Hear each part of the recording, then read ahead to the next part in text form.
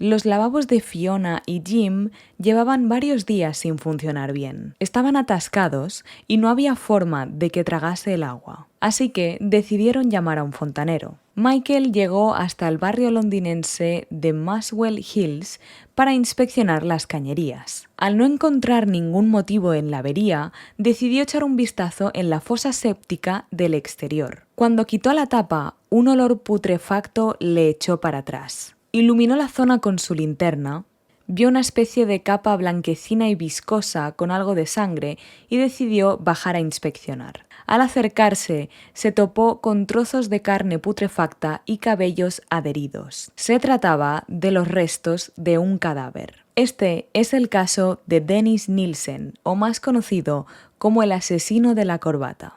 Si quieres saber más, aquí te cuento su historia.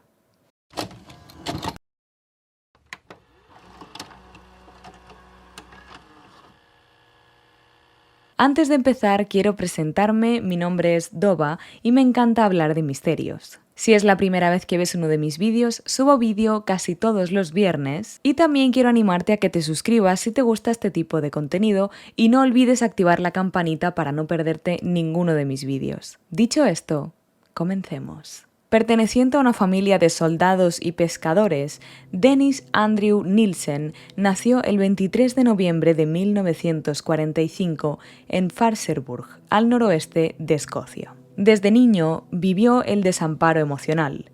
Su padre era alcohólico y además no paraba de discutir con su madre. Pero después de 7 años de matrimonio decidieron separarse.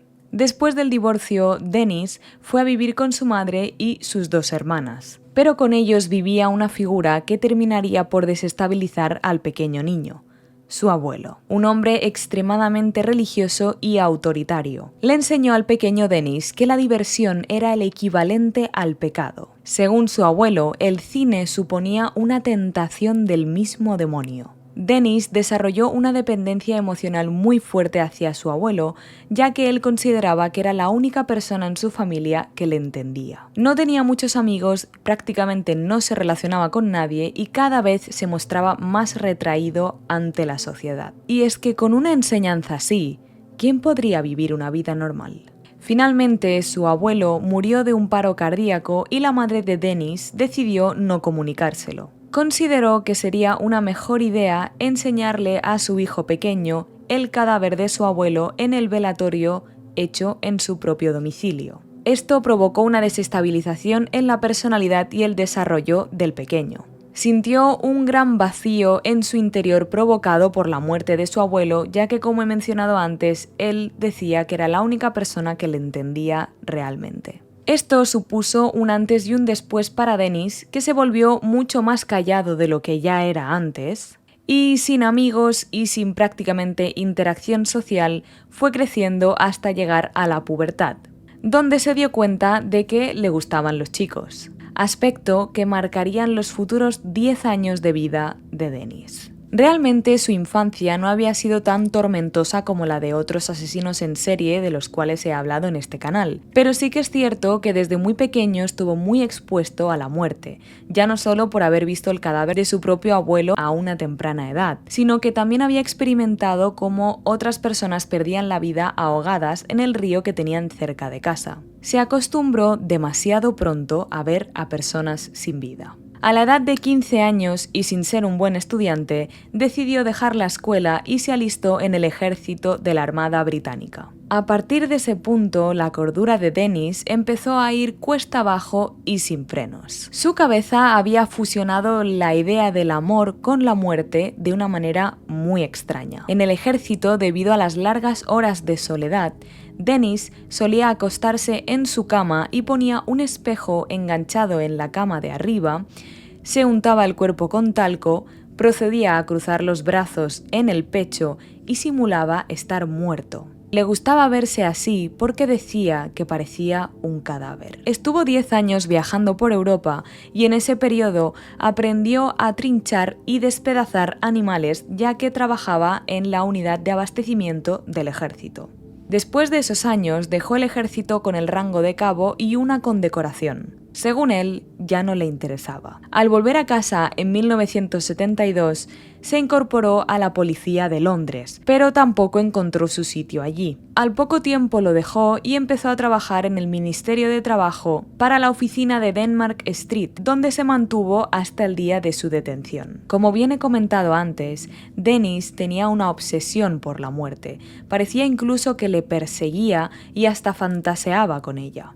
En algún momento dejó de interesarse por verse a sí mismo muerto y empezó a fantasear sobre cómo se verían muertas otras personas que conocía en bares de ambiente. Uno de esos hombres con los que fantaseaba terminó convirtiéndose en su compañero de piso durante muchos años y nunca se enteró de las macabras intenciones de Dennis. Y es que en la Navidad de 1978 empezó a dejar un rastro de muerte. En la víspera de Año Nuevo, Dennis decidió ir a celebrarlo en el pub Cricklewood Arms. Allí conoció a Stephen Holmes, el cual era menor de edad y terminó pasando la noche con él. A la mañana siguiente, Dennis temía que el joven Stephen se fuera de casa y no le pudiera ver nunca más. Así que tomó la drástica decisión de ahogarlo con una corbata. Stephen opuso tal resistencia que Dennis tuvo que terminar ahogándolo en un barreño con agua.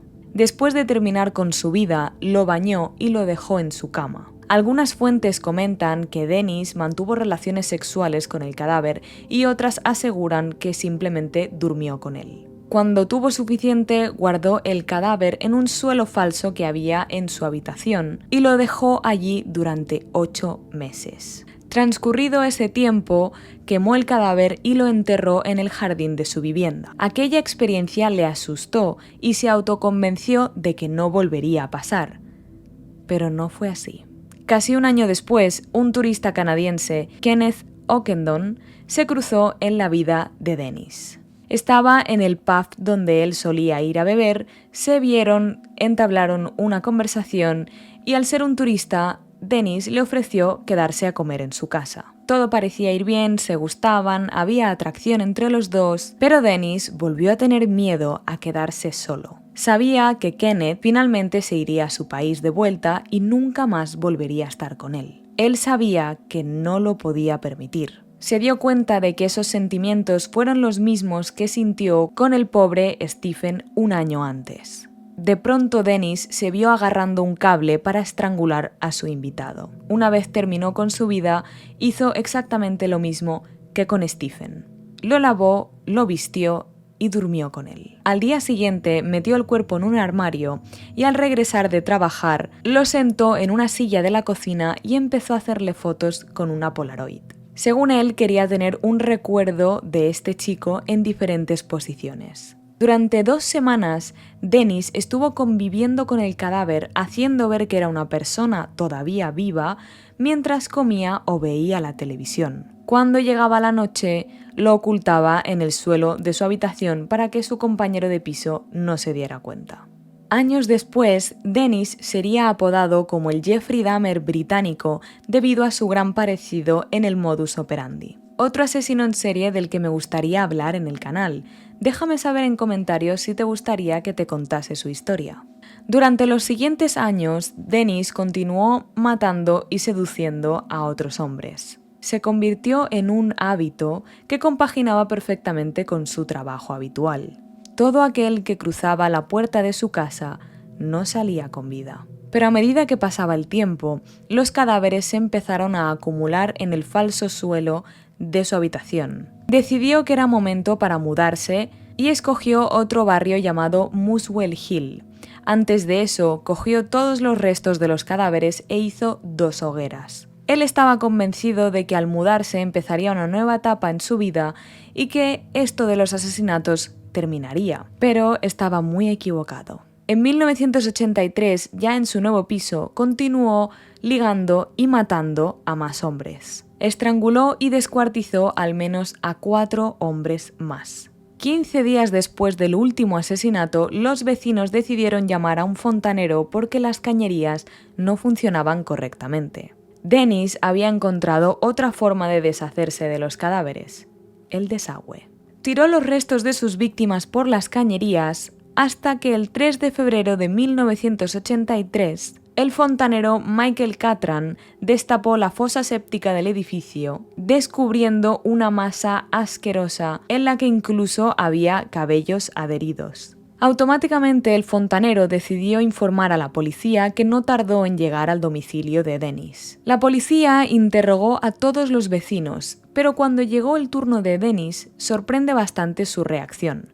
Los policías deciden informarle del hallazgo de estos cadáveres en la fosa séptica, y Dennis contesta con una sorprendente frialdad, algo como «¡Dios santo, qué horror!». Viendo las respuestas tan frías y sospechosas y el olor asqueroso que salía de su piso, los policías no perdieron el tiempo y decidieron preguntar directamente dónde se encontraban los restos de los demás cadáveres. Dennis, otra vez con frialdad, se limitó a contestar: en 2 bolsas de plástico en el armario de la otra habitación. Acompañadme, se lo mostraré. Los policías entraron y encontraron las bolsas en un armario.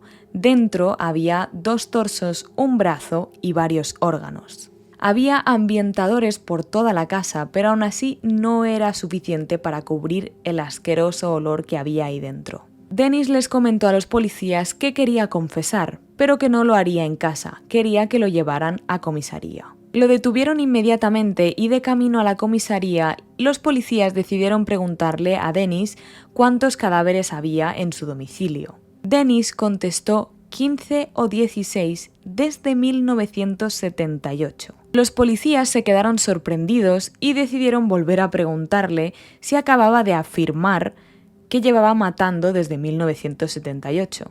Dennis contestó que los había matado y quemado.